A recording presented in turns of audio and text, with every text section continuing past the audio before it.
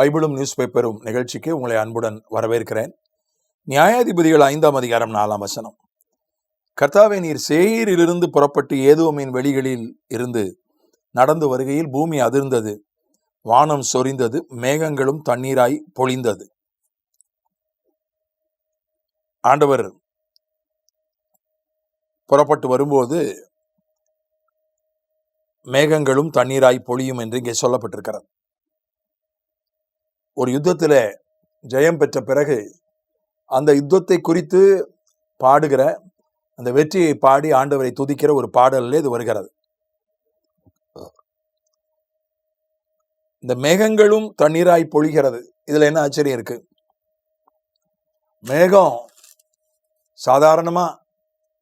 சாதாரணமான அளவு தண்ணீர், மழை தண்ணி பெய்தால்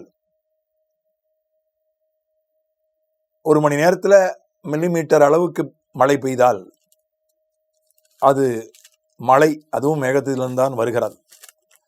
ஆனால் 1 மணி நேரத்தில் 1 சென்டிமீட்டர் என்கிற அளவுக்கு பெய்தால் அது மேக வெடிப்பு, கிளவுட் பர்ஸ்ட்.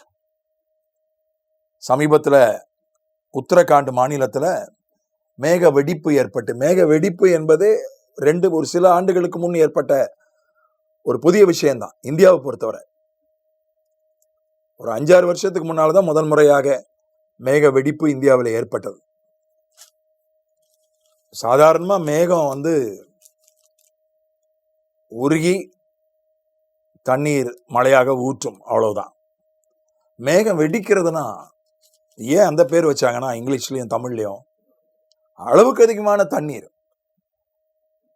இந்த மேக வெடிப்பை பற்றி விஞ்ஞானம் சொல்கிறது, வானத்துல ஆறுகள் போல தண்ணீர் ஓடுமா மேகத்துக்குள்ள.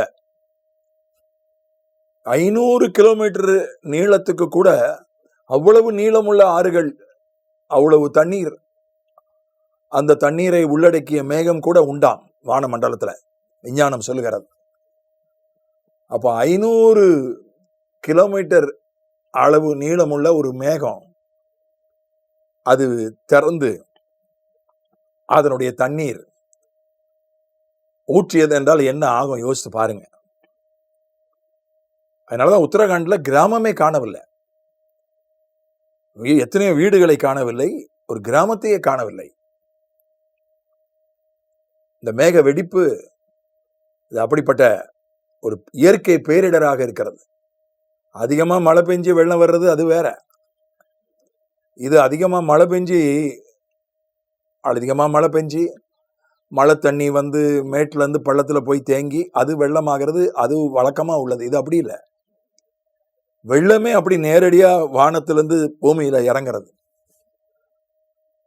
எங்க இறங்குதோ அங்கெல்லாம் வீடெல்லாம் காணாம போயிடும், ஊரே காணாம போயிடும், ஆட்கள் காணாம போயிடுவாங்க. சாதாரணமா பெய்கிற மழை, அந்த மழை பெஞ்சு அந்த தண்ணீர் வடிஞ்சு அதெல்லாம் ஒரு இடத்துல சேர்ந்து, அந்த இடத்துல, அந்த பள்ளமான இடத்துல தான் வீடுகள், ஆட்கள், காரியங்களுக்கு பாதிப்பு உண்டாகும். இது ஒரு பயங்கரமான விஷயம்.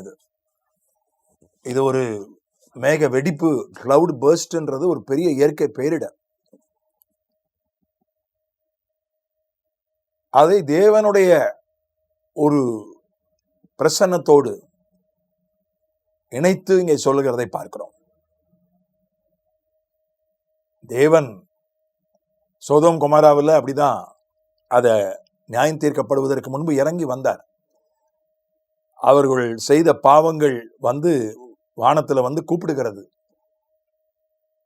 அந்த சத்தங்களுக்கு தகுந்த அளவு உங்க பாவம் செஞ்சிருக்காங்களா இன்ஸ்பெக்ட் பண்றதுக்கு வந்தார். அவருக்கு அங்கிருந்தே தெரியும் எல்லாம். ஆனாலும் ஆய்வு செய்ய வேண்டியது அவருடைய கடமை. அவர் நீதி உள்ளவர். அவர் ஆய்வு செய்துதான் அதுக்கப்புறம் சோதோம் கொமோராவுக்கு ஒரு நியாய தீர்ப்பை கொடுத்தார்.